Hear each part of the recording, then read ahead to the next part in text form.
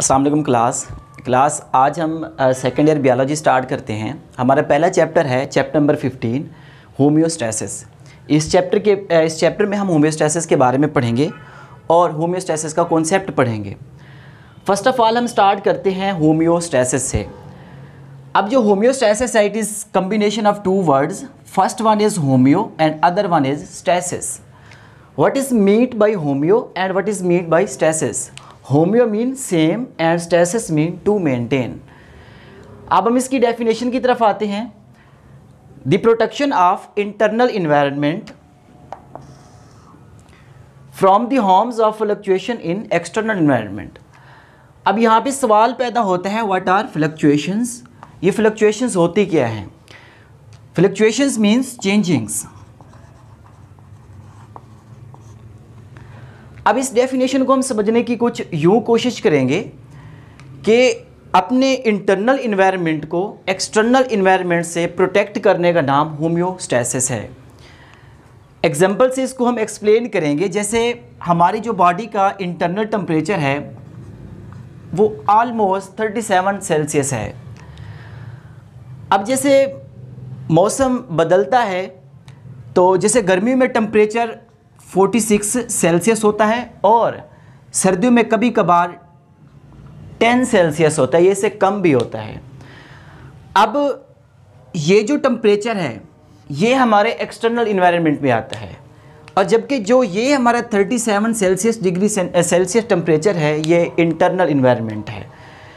अब external environment में चाहे टेम्परेचर 46 हो या इससे कम हो, 10 डिग्री सेंटीग्रेड हो या 0 भी हो, तब भी जो हमारा इंटरनल टेम्परेचर होता है वो रहता है हमेशा 37 डिग्री सेंटीग्रेड। और ये किस वजह से रहता है? होम्योस्टैसिस की वजह से रहता है। इसके बाद हमारे जो नेक्स्ट कंटेंट है वो है कंपोनेंट्स ऑफ होम्योस्टैसिस। जो फर्स्ट कंपोनेंट है इसका वो है टेम्परेचर और सेकंड वन है water and solutes and third one is waste products. अब ये जितने भी कंपोनेंट्स हैं अगर ये सेल मेंटेन करता है तब जाके सेल नॉर्मल फंक्शन परफॉर्म करेगा। अगर कोई ऑर्गेनिजम्स अपने अंदर अगर टेम्परेचर को, इंटरनल टेम्परेचर को मेंटेन करता है तो उस प्रोसेस को हम कहते हैं thermo regulation.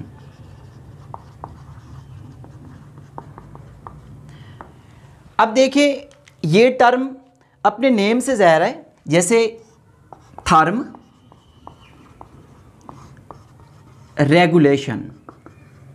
What is meant by therm? Therm mean heat, यानी इंटरनल टेम्परेचर भी हम कह सकते हैं। रेगुलेशन अपने इंटरनल टेम्परेचर या बॉडी हीट को रेगुलेट करने का जो प्रोसेस है वो क्या कहलाता है हमारे पास? Thermo regulation.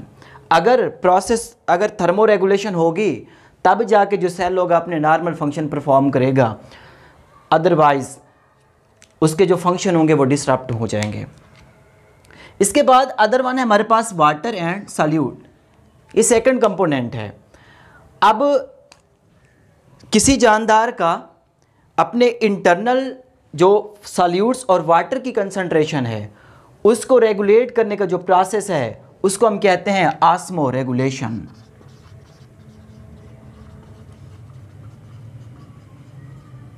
The process of regulation of water and solutes is known as osmo regulation. अगर वाटर और सॉल्यूट की कंसंट्रेशन को अगर सेल मेंटेन करता है तब ही जाके अपने नॉर्मल फंक्शन परफॉर्म करेगा।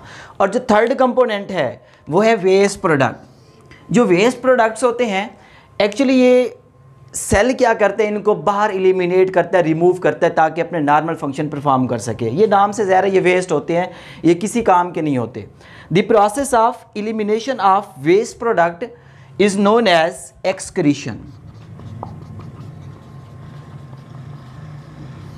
एक ऐसा प्रोसेस जिसके ज़रिए कोई ऑर्गेनिज्म अपनी बॉडी से वेस्ट प्रोडक्ट को रिमूव करता है तो उस प्रोसेस को हम बोलते हैं एक्सक्रीशन बोलते हैं। अब इसके मेन कंपोनेंट्स कौन कौन से हो गए? टेम्परेचर हो गया, वाटर एंड सॉल्यूट्स हो गया, वेस्ट प्रोडक्ट्स हो गया। अब हमारे पास ये तीन मेजर टर्म्स होंगी। पहली जो हमारे पास है वो थर्मो रेगुलेशन है। इस प्रोसेस पे हम क्या करते हैं, अपने बॉडी टेम्परेचर को मेंटेन करते हैं। उसके बाद हमारे पास जो सेकंड वन है वो है आस्मो रेगुलेशन। इसमें हम क्या करते हैं, अपना जो बॉडी फ्लूइड्स होता है, वाटर और साल्ट्स होता है, हम उनको मेंटेन करते हैं आस्मो रेगुलेशन के लिए, ताकि जो सेल है वो अपने नॉर्मल फंक्शन परफॉर्म कर सके। और जो थर्ड वन है वो है एक्सक्रीशन। एक्सक्रीशन में क्या होता है, इसमें जो वेस्ट प्रोडक्ट होते हैं सेल के, उनको एलिमिनेट किया जाता है।